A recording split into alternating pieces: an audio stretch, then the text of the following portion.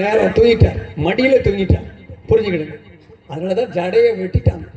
சிம்சம் கடனுத்துற அப்படி அவன் அலட்டிக்கிட்டே இருந்தா அந்த அம்மா. சொல்லுங்க, எனக்கு விடுதலையை சொல்லுங்க, அது சொல்லிட்டீங்க நான் போதை, உங்களுக்கு பலம் எங்க இருக்குது. அப்படி அடிக்கடி அடிக்கடி சிலர் அப்படியே ஃபாலோ பண்ணுவாங்க. பரிசுத்த வாழ்க்கைக்கு விரோதமா டீனேஜ் கேர்ள்ஸ் அண்ட் பாய்ஸ் எச்சரிக்கை. தூக்கி தூரப்பட்டுறணும். அம்மா அப்பாட்ட வந்து சொல்லிடணும், இப்படி இந்த ஆள் எக்ஸ்ஆர் ஒய் எனக்கு என் பாதையில குறுக்கிடுறான், கொஞ்சம் கவனமா இருங்கப்பா. ஆமா, ரொம்ப உடனே சொல்லிடுறேன். ஃப்ரெண்ட்லியா, அம்மாவை ஃப்ரெண்ட்லியா நினைக்கணும், அப்பாவை ஃப்ரெண்ட்லியா நினைக்கணும். சைக்காலஜி படி அப்படித்தான். தோள்பட்டைக்கு பிள்ளைகள் வளர்ந்தாச்சுனாலே அவங்கள்ட்ட என்ன மகளே எப்படி இருக்க, அந்த அதிகாரத்துல என்னம்மா என் ஃப்ரெண்டு மாதிரி தான் அவங்கள்ட்ட பேசணும். என்னாச்சு இன்னைக்கு ரொம்ப சந்தோஷமா இருக்கே, என்ன நீ துக்கமா இருக்கே, என்ன ஆமா அதுல வந்தேன் ஒருத்தன் என்னை எப்படி கிண்டல் பண்ணிட்டு போயிட்டான், யார் உடனே போய் அப்படி இல்லை பார்த்துக்க, நான் இப்படி சொல்றேன், இனிமே இப்படி நடந்துக்க, உன் கிட்ட வர மாட்டேன். அல்லேலூயா சொல்லுங்க, அல்லேலூயா. சரி, கனலத்திரை நாவி சிசோரா, அப்புறம் ஆபிரகாம், இந்த யோனா என்பவர், ஆபிரகாம் என்பவர், பேதுரு என்பவர் சோத்திர தூங்கிட்டு இருக்கிற நேரம் தான் தூதன் வந்து தட்டி எழுப்பி கொண்டு வந்து சிறைச்சாலிருந்து வெளியே கொண்டு வர்றார். அது மாத்திரமல்ல, சீசர்களும், அவர் இயேசு கிறிஸ்துவோட இருந்த சில சீசர்களே ஒரு மணி நேரமா ஜெபமனுங்கப்பா, டே ஜெபமனுங்கப்பான்னா அதுகளுக்குள்ள கண்ட்ரோல் பண்ண முடியல, தூக்கம், அவ்வளவுதான். என்னதான் ஸ்பிரிட்னு தெரியல. சிலருக்கு உடம்பு வாக்கு உட்கார்ந்த மாதிரி தான் இருக்கும். உடனே எங்க வீட்டில் ஒருத்தர் வந்து, ஒரு நண்பன் தம்பி ராபர்ட்னு ஒரு தம்பி வந்து சாப்பிட்டு படுத்தா சில நேரம் தான் வருவார், அவ்வளோதான். கொஞ்சம் ஒரு நாங்களாம் சத்தமாக பேசிட்டு இருப்போம், அவர் பாட்டுக்கு கொரட்டை விட்டு தூங்குவார். கொரட்டன்னா எங்க வீட்டு உங்க வீட்டு, அதுலேயே சண்டைலாம் வரும். ரெண்டு பேரும் ஏதோ பேசுகிற மாதிரி இருக்கும் கொரட்டையிலேயே. பார்த்தா ஒரு ஆள் தான் கொரட்டை விடுவேன் எடை. என்னடா இது, அது உடம்பு வாக்கு. என்ன செய்யறது? கர்த்தருக்கு ஸ்தோத்திரம். நீ சாப்பிடும்போது அது மறந்துடாதீங்க. வீட்டில் போய் காலையோ மாலையோ மதியமோ சாயங்காலமோ சாப்பிடும் போது அதை மூடிக்கிட்டு இன்னிலிருந்து சாப்பிடுங்க. ஆமாம், உங்களுக்கு கர்த்தர் ஞாபகப்படுத்துவார் உங்களுடைய, அதை பார்த்து உங்கள் வீட்டில் உள்ளவங்களே சந்தோஷப்படுவாங்க. அப்பா இன்னைக்கு அமைதியாக சாப்பிட்றப்பா, வாய் பேசவே இல்லை, நல்ல பிள்ளைன்னு பாராட்ட பெற்றுக்கொள்ளுவீங்க. அது மாத்திரமல்ல, பொய் நாவி. சிலருடைய வாழ்க்கையில பொய், எதை எடுத்தாலும் சாக்கு போக்கு பொய். இதுக்கு விளைக்கான தேவையில்லை. அந்த ஆவிக்கு விரோதமாக இருக்கணும். பயமுள்ள ஆவி, தேவன் நமக்கு பயமுள்ள ஆவியை கொடாமல் அன்பும் தெளிந்த புத்தியின் ஆவி, சாந்தமுள்ள ஆவியை கத்தர் கொடுத்திருக்கிறார். கண்ட காரியத்துக்கும் பயப்படுறது பயமா இருக்கு, நீங்களே என் கூட வாங்க, நைட்டு 10 மணிக்கு 8 மணிக்கும் இந்த ரூம்ல இருந்து அடுத்த ரூம் போறதுக்கு பயம். படுத்திருக்கும் போது சிலுக்கு சிலுக்கு சிலுக்கு, அது இங்க உள்ள அந்த கொலுசு பண்ற சேட்டை, சிலுக்கு சிலுக்கு சிலுக்கு பிசாசு வந்துட்டு எங்கேயாவது காத்துல ஜன்னல் அடிக்கும், கதவை தட்டுது, அம்மா தற்பயம். கதவு காத்துல எங்கேயும் அடிச்சிருக்கோம், பக்கத்து வீட்லயும் சத்தம் கேட்டிருக்கோம். அதே நேரத்துல 12 மணிக்கு இந்த சத்தம் சிலுக்கு சிலுக்குன்னு கேட்குது. சின்ன பிள்ளை கொலுசு போட்டு உருண்டு இருக்கும் பக்கத்து வீட்டுல, உங்க வீட்டுல. ஆனாலும் உள்ளே பயங்களும் போராட்டங்களும். இந்த பயத்தின் ஆவி வாலிப பிள்ளைகளுக்கு விரோதமாய் வரக்கூடாது. பயத்தின் ஆவி குடும்பஸ்தர்களுக்கு வரக்கூடாது. உயிரோட இருப்பேனா, செத்து போயிருவேனோ, என் உயிரோட இருப்பேனா, ஐயோ எனக்கு டாக்டர் முன் குறிச்சிட்டாரு, மருத்துவ ரிப்போர்ட் இப்படி இருக்கு. நீங்கள் பயந்த காரியம் உங்களுக்கு நேரிடாது. கைகளை தட்டி பெற்றுக்கொள்ளுங்களேன். நீங்க ஏதோ ஒரு காரியத்தை குறித்து, எதிர்காலத்தை குறித்து, பிள்ளைகளை குறித்து, உங்களை குறித்து, உங்களுடைய சரீரம், உங்களுடைய பிசிக்கலி ஏதோ பிரச்சனை இருக்கு. மென்டலியும் பிரச்சனை தான், சோத்ரா. ஆனா பிசிக்கலி ஏதோ ஒரு பிரச்சனை. நீங்கள் பயந்த காரியம் உங்களுக்கு நேரிடாது. ஆமேன்னு சொல்லுங்களா? ஆமே சொல்லுதானே? ஆமே. மருத்துவ செலவு வரக்கூடாது. கத்த தடுத்து நிறுத்துவார். பயத்தை உண்டாக்குற ஆவி. கண்டதுக்கு போய் கணக்கு கேட்காதீங்க, குறி கேட்காதீங்க. உங்களுடைய ரூபாய் இன்னைக்கு 5 ரூபா, 5 ரூபா கூட வீணாய் செலவு பண்ணப்படக்கூடாது. ஆமேன்னு சொல்லிருங்க. அந்த வியாதி, இந்த பிரச்சனை, குடல் பிரச்சனை, அது இது, கிட்னி ப்ராப்ளம், இருதய வலி, அந்த விதி, கம்ப்யூட்டர்ல உட்கார்ந்து மூளை அதிலேயே போட்டு கத்தருக்கு நேரம் கொடுக்காம, ஜபத்துக்கு நேரம் கொடுக்காம, வேதத்துக்கு நேரம் கொடுக்காம, கம்ப்யூட்டர் அதிலேயே அடுத்து ஆராய்ச்சி. ஒரு சகோதரன் மனநலமா பாதிக்கப்பட்டு பண்டாரபுரம் ஒரு சபை ஊழியக்காரனுடைய மகன், நடந்ததுதான் சொல்றோம். 17 வருஷம் மனநலமா பாதிக்கப்பட்டு ஊழியத்துக்கு ஒப்பு கொடுத்த மகன்.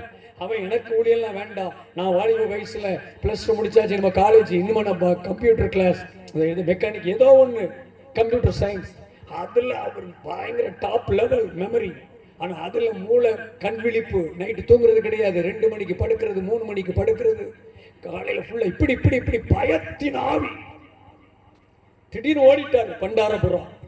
கத்தருக்கு ஸ்தோத்திரம். 2 நாள் கூட்டம் நடத்தணும்.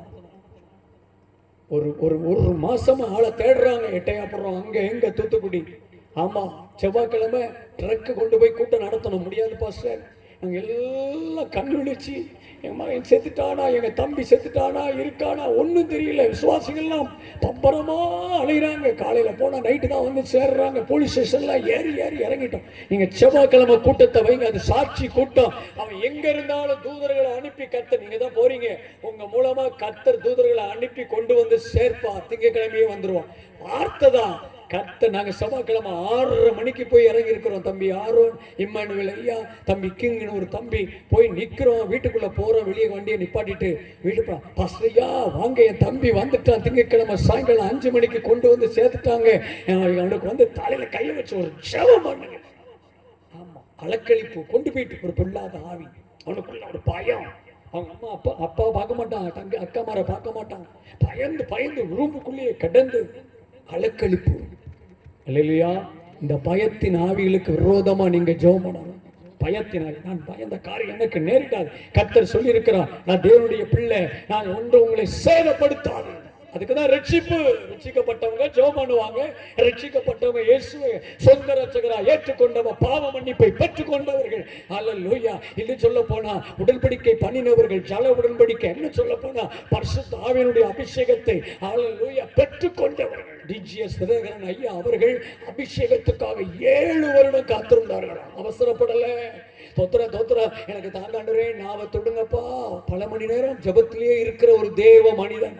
1 மணி நேரம் இல்ல, 4 மணி நேரம், 5 மணி நேரம் அவர் அந்த ரூம்ல பேங்க் ஒர்க் பண்ணாலும் அந்த நேரத்திலையும் அவர் அப்படி இருந்துதான் எந்திரிச்சு வருவாராம். ஐயோ அபிஷேகம் கிடைக்கல. 1 வருஷம், 2 வருஷம், 3 வருஷம், ஆமா 7 வருடம். அதுக்கப்புறம் கர்த்தர் அவர் அபிஷேகம் பண்ணி அந்நிய பாசைகளை கொடுத்து அதன் பிறப்ப பாத்தீங்கன்னா மனதுருகும் ஊழியம், சுவிசேஷ கூட்டம், புறஜாதிகள் வந்தாங்க. எத்தனையோ மக்கள் பல ஊர்கள் இருந்து வந்து பெரிய ஒரு எழுப்புதல். பட்டணத்துல மறைந்த சுவிசேஷகர் டிஜிஎஸ் தினகரன் ஐயா பல ஆவிகளுக்கு விரோதமாய் ஜெபம் பண்ணி கட்டுகளை அறுக்கிற ஊழியம், ஜனங்களை மீட்டுக் கொள்கிற காரியம். நீங்க ஜெபம் பண்ணுங்க, உங்க பிள்ளைகள், குடும்ப தலைவர் பாதுகாக்கப்படுவார்.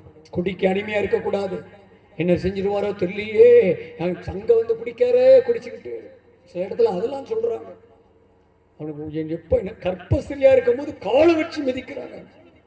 மிருகத்தனம், குடியின் ஆவி எவராலையும் கட்டுப்படுத்த முடிய. கத்தர் காவார் ஆகில் காவலாளர் விழித்திருக்கிறது விருதா. கத்தர் தான் பாதுகாக்கணும். கடைசியாக உலகத்தின் ஆவி. உலக ஆவி பிடிச்சு அலைகிறாங்க சிலர். உலகத்துல ஒரு காலு, இங்க சபைக்கும் ஒரு காலு, இங்கேயும் பொறுப்பு, உலகத்திலையும் கட்சியில ஒரு பொறுப்பு. கவனம், உலகம் கொண்டு போயிடும், பிரச்சனை வரும். பணத்தை, சொத்தை வித்து, வீட்டை வித்து, அரசியல்ல கொடுத்து நானும் ஒரு பதவி வரணும், ஆட்கள் மத்தியில நிக்கணும். கொஞ்சம் வருஷத்துல ஆளு காணாம போயிருக்கு. தலையை எடுத்துடுறோம். பழி. ஊராட்சி தலைவர் எத்தனை காரியங்களை டிவியில வேணுமா, தேவையா? நல்ல குடும்பம், நல்ல மனைவி பிள்ளைகளோட இருந்து நல்ல சம்பாதிச்சு குறுக்கு வழியில போகாத, வட்டிக்கு வாங்காத, கொடுக்காத, ஸ்பீடு வட்டி, ரியல் எஸ்டேட்டா இருக்கணும். ரியல் எஸ்டேட் வேண்டாம். அல்லேலூயா சொல்லுங்க. அல்லேலூயா. ரியல், அடுத்தவங்களை கெடுத்து கண்ணீரோட வச்சு அவங்கள்ட்டையும் பணத்தை வாங்கி இந்த இடத்த இந்த ஆளுக்கு கொடுத்துட்டு அதே இடத்த இன்னொரு ஆளுக்கு பேர்ல வித்துட்டு அந்த குடும்பங்கள்லாம் சாபத்துல கிடக்குறாங்க. பிள்ளைகளுக்கு ஆபரேஷன். உண்மையை சொல்றேன், பலிபடத்துல சிறுநீரகம் பாதிக்கப்பட்டு மாத்த கூட முடியல. பல கோடி கிட்ட வந்தாச்சு. எத்தனையோ சொத்தை வித்துட்டாங்க. சாட்சி. உலகத்தின் ஆவி, தாறுமாறின் ஆவி. இது உலகத்தின் ஆவி. இது சிலருக்குள்ள இருக்குது. உலக சிந்தை, தேவனுக்கு விரோதமான சிந்தனைகள் எல்லாம், அநீதி எல்லாம் பாவம் தான். அவனை எப்படி கெடுக்கிறது, அவனை எப்படி போட்டு தள்ளுறது, இரத்த பலி, வேண்டாம். காய்மகாரம், பழிக்கு பழி வேண்டாம். உங்களுக்கு விரோதமா யார் என்ன சொன்னாலும் ஹலோ விட்டு கொடுத்துருங்க, நல்லா இருக்கட்டும். 2 அடி நேரம் வேணுமா? அக்கா தங்கச்சி கூட பிறந்தவங்க இந்த ஒரு சின்ன பணத்துக்காக 1 அடி நிலத்துக்காக நீங்க பகைக்கணுமா? அக்கா தங்கச்சி அண்ணன் தம்பி, அது மைனி சரியில்லை, பரவாயில்ல, உனக்கு 1 அடி நிலத்தை தந்துடுறேன் போ. கடைசியில் போகும்போது 6 அடி நிலம். அதுதான் யாருக்கு என்னத்தை கொண்டு வந்தா கொண்டு போறோம். எல்லாரையும் மன்னிச்சிருங்க. அதான் கிறிஸ்துவின் சாயல், இதான் உபதேசம், இதான் கிறிஸ்துவ மார்க்கம். உலகத்தின் ஆவி நமக்குள்ள வந்துடக்கூடாது. உலகத்துலதான் சபை இருக்குது, சர்ச், தி சர்ச், பல டினாமினேஷன், பரவாயில்ல. ஆனா உலகத்துக்குள்ளதான் சர்ச் இருக்குது. ஆனா சர்ச்சுக்குள்ள உலகம் வரக்கூடாது, அரசியல் வரக்கூடாது. நான் யார் தெரியுமா, நான் பெரியவன், நீ பெரியவன், பதவி, மோகம், போட்டி, நோ, வேண்டாம் ஐயா, வேண்டாம். அடிப்படை சண்டை சில இடங்கள்ல வேண்டாம்.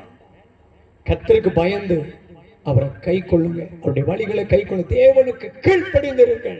அதான் ரட்சிக்கப்பட்டவங்களுடைய அழகு. உலகத்தின் ஆவிக்கு இடம் கொடுக்க வேண்டாம். உலகத்துல அப்படி இருக்கிறாங்க ஆடம்பரம், நான் அப்படி இருப்பேன், ஐயோ வந்தா அலட்டிக்கிடுறது. சோத்ரா ஒரு நாள் ஃபீஸ் போயிட்டுனா அவ்வளவுதான், ஒரு வயிற்றலைச்சல் வந்துச்சுன்னா ஆள் அப்படியே ஆயிடுறான். எலக்ட்ரால் கொடுத்து தான் தேற்ற வேண்டும். தயவு செய்து உலகத்தின் ஆவிக்கு இடம் கொடுக்காதீங்க. உலகத்தை ஆட்களை பார்த்து ட்ரெஸ்ஸா மாத்தாதீங்க. இங்க பேண்ட கிழிச்சு போட்டு, இங்க கிழிச்சு போட்டு, இங்க கிழிச்சு போட்டு, இங்க கிழிச்சு போட்டு, இங்க 4 நாளா கிழிதா, அசிங்கமா இல்ல? ஜவுளி கடையில துணி இல்லையா? இது இடையில வருது உலகத்தின் ஆவி. வாலிப பிள்ளைகளும் அப்படித்தான். பிறகு இடராம என்ன செய்வாங்க வாலிபர்கள், குடும்பஸ்தர்கள் கூட இடறாங்க. ஏன் நாங்க இப்படி போட்டு போனா உங்க கண்ணையா எங்க பார்க்க? கண்ணு இருந்தா எல்லாரும் எல்லாத்தையும் பார்க்க தான் செய்வாங்க. நம்மளும் இடர்களுக்கு ஏதுவா இல்லாமல் நடந்து கொள்ளணும். இடர்கள் வருவது அவசியம். நான் யார் மூலமா இடர்கள் வருவதோ அவனுக்கு ஐயோ, அவனுடைய சரியத்தை எந்திரக்கல்ல கட்டி கடலுக்கு ஆழத்துல கொண்டு போடணும். எது தெரியுமா ஆண்டு சொன்னாரு? அவர் என்ன சொன்னாலும் அதுல அர்த்தம். சாதாரண ஒரு மனுஷன் பாவம் செஞ்சு செத்துட்டான்னா அடக்கம் பண்ணணும் எந்த மனுஷனையும், அதான் நியதி, நாரும். ஆனா இடர்ல உண்டாக்குறவனுக்கு ஐயோ, எந்திரக்கல் பழத்துல எந்திரக்கல் உப்பு மூடைய கட்டி தூக்கி போட்டான்னா ஆழத்துல போயிரும்ல. யோசிச்சு பாருங்க. சீக்கிரத்துல அந்த மூடை அப்படியே உப்பு கரைஞ்சி கரைஞ்சி கரைஞ்சி இந்த சரீரம் மிதந்துரும். திரும்ப அலை அடிச்சு அடிச்சு அடிச்சு 1 மாசம் கழிச்சுனாலும் கரையில கொண்டு சேர்த்துறோம், நாரும், திரும்ப எடுத்து எரிக்கணும், அடக்கம் பண்ணணும். இந்த சரீரம் இவன் அடக்கம் பண்றது கூட லாய்க்கு கிடையாது. நிறைய பேரை இடர பண்ணிட்டான், நிறைய குடும்பத்தை கெடுத்துட்டான், சபைக்கு விரோதமா எழுப்பிட்டான், இருக்கிறவங்களை சபையை விட்டு துரத்திட்டான். இடரலின் ஆவி, உலகத்தின் ஆவி. இதனாலதான் எந்திர கட்டு, அது கரையாது விடாது. அவனை பிடிச்சி உள்ளேயே வச்சுக்கிட்டு அப்புறம் மீன் ஆத்து திமிங்கலாம் அரிச்சு அரிச்சு தோல்கள்லாம் சாப்பிட்டு எலும்பு தான் இருக்கு. எலும்பையும் அப்புறம் மக்கள் எல்லாம் தின்றோம். அவன் கரையே வந்துடக்கூடாது. அவன் அடக்கத்துக்கு கூட லாய்க்கு கிடையாது. புரிஞ்சுக்கிட்டவங்களுக்கு. அதனாலதான் இடரல், உலகத்தின் ஆவி, உலகத்தின் வேஷம். வசனம் இருக்குது, உலகத்தின் வேஷத்தை தரித்து கொண்டு நல்லா இருக்கீங்களா அப்படி பரிசுத்தவான் மாறி பொத்துன்னு. இப்ப நான் ஒரு ஒயிட் போட்டிருக்கேன்னா 100க்கு 100 பரிசுத்தவான் நினைச்சிடக்கூடாது, ஏமாந்துடக்கூடாது. பரிசுத்தப்படுத்துகிறது கர்த்தர், இஸ் ரியல். நம்ம கர்த்தர் தான் நம்மளை பரிசுத்தப்படுத்துகிறார். சில சிந்தனைகள் வரும், அதை ஜெயிக்கிறோம். ஓப்பன். சில போராட்டம் வரும், அதை ஜெபத்துல ஜெயிக்கிறோம் பரிசுத்த ஆவியானுடைய துணையோடு. அந்த கடைசி காலத்துல யாரையும் நம்பி மோசம் பெய்யக்கூட, அதுக்காக யாரையும் நம்பாமலும் இருக்க முடியாது, நம்பித்தான் ஆகணும். ஆனா கர்த்தர் ஆவிகளை பகுத்தறிகிற வரத்தை கர்த்தர் நமக்கு தருவார். அதுக்குதான் ரட்சிப்பு, அபிஷேகம். உலகத்தின் ஆவி சிலர் பாத்தீங்களா, சில இடத்துல பலவீனப்படுத்துகிற ஆவி. கடைசியாக 18 வருடம் கூனி